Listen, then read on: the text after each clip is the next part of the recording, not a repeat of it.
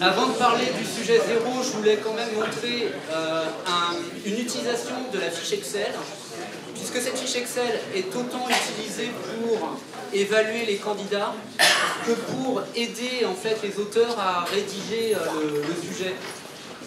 Donc ici, on se rend compte par rapport au sujet 0 qu'on retrouve dans la partie de droite le positionnement des différentes questions.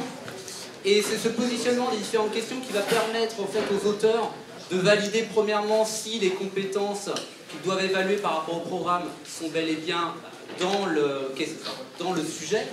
Si on ne retrouve rien par rapport à la grille, c'est que la question n'a pas lieu d'être. La deuxième chose est par rapport à une remarque que j'ai mise juste avant. On sait pertinemment qu'un sujet ne peut pas évaluer toutes les compétences, c'est absolument impossible. Maintenant, il y a un minimum de compétences attendues.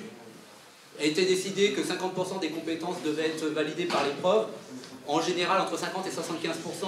C'est aussi une aide pour voir la proportion des compétences évaluées. Donc ici, si on prend le cas du sujet 0, eh bien, on va...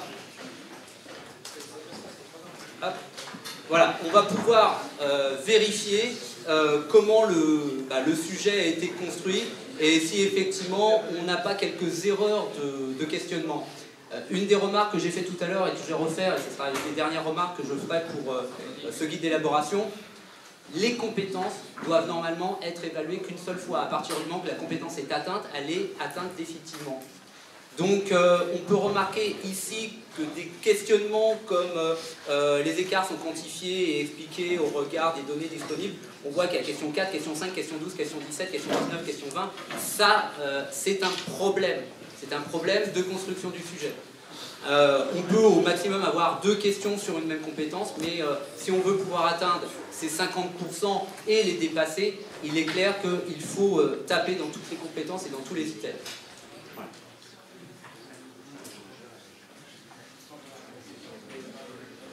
Alors, pour l'échange avec le sujet 0, premièrement, je ne sais pas si vous l'avez testé. Je crois que vraiment, pour pouvoir en discuter, il faut l'avoir testé, ce sujet. Je me suis amusé personnellement à tester en parallèle les 2 sujets de SI et d'STI 2D, ce qui permet quand même largement de constater qu'il y a une différence entre la finalité demandée par le STI 2D et le SI. Il était amusant de voir avec quelques collègues, j'ai une remarque qui m'est venue tout de suite lorsque j'ai lu le sujet d'STI 2D. J'ai eu l'impression un peu de retrouver quelques sujets de SI des années passées, comme la Maison d'Homme par exemple. Certes, on a la démarche, on retrouve la démarche de l'ingénieur, c'est-à-dire avec l'introduction, les différentes parties qui développent la problématique et puis la conclusion, de façon un petit peu plus light, il faut l'avouer. Mais en termes de vraiment de compétences scientifiques, on se rapprochait de cet ancien SSI, au niveau du SSI 2D. Au niveau du SSI, on a vraiment une marche, on a monté d'un cran, et c'est pas comparable avec un sujet de SSI 2D. C'est vraiment, là, on a une bonne différenciation. Maintenant, moi, la remarque que je ferais, c'est que j'ai pas trouvé, alors j'ai quand même relativisé les choses, mais j'ai pas trouvé que d'un point de vue compétence scientifique, c'était si élevé que ça. La difficulté a été de rentrer dans le sujet. Dès le départ, on a l'habitude, on recherche les questions qu'on a l'habitude de voir, et on analyse globalement, on a cette problématique, on essaie de se rattacher à ce qu'on a connu.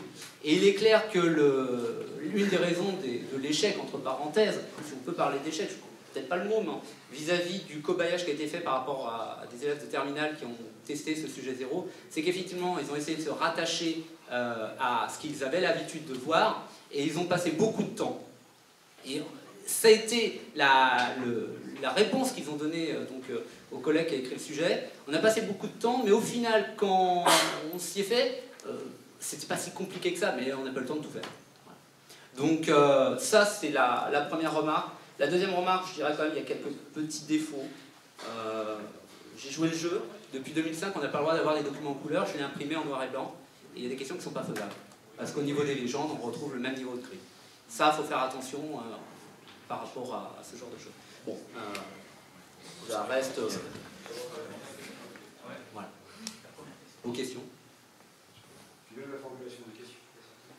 Oui, bon, il y a parfois quelques petits défauts de français aussi.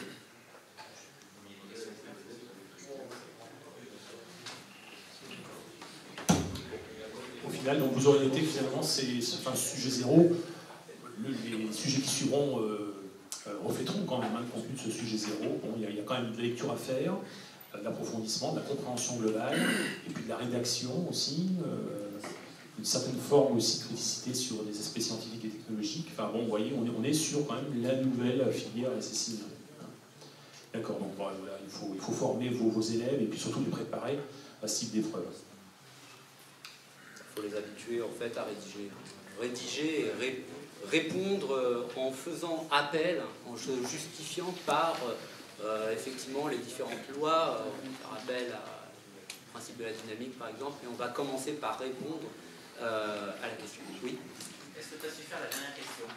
Alors la dernière question, je dois avouer que j'ai mis un peu de temps oui, avant de répondre. Je pense que la question de synthèse, il faut vraiment avoir beaucoup de recul au niveau technique. Je pense que seule la personne qui avait fait le sujet pouvait vraiment... Bon, si tu regardes de toute façon les réponses attendues, il n'y a que lui qui peut l'attendre. Oui, c'est impossible. Tout à fait. Bon, maintenant, c'est une question de synthèse, il faut aussi relativiser les choses. Ça va être certainement, d'ailleurs, entre parenthèses, pour répondre à ça... Non, mais...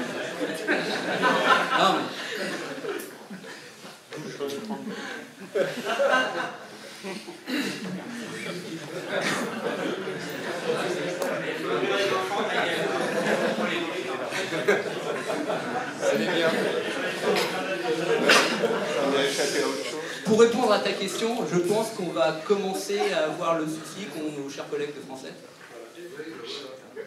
C'est-à-dire par méthode des pixels. Ah oui, c'est une méthode. Il utilise une méthode pour répondre. C'est une méthode. Il a choisi effectivement de quadriller sa figure pour répondre à son niveau de désensablement. Bon, c'est un choix. Après, j'ai envie de dire que... À part... Mais aucun élève a le recul. Mais c'est pour ça que le niveau de compétence, c'est pas le côté scientifique, enfin, c'est pas le côté calculatoire, comment j'ai atteint la réponse. C'est l'analyse que j'en ai faite. Oui, alors là, pour réflexion personnelle, parce que je me souviens plus bien de la dernière question, là, en fait, entre ce barrage, cette nouvelle solution en soutil innovante, et puis un désensablage par des barges un peu plus mécaniques, en fait, finalement, il faut faire un mixte des deux, hein, si on veut un résultat optimal. C'est un petit peu ça la synthèse. Alors évidemment, un élève ne peut pas le trouver. Mais bon.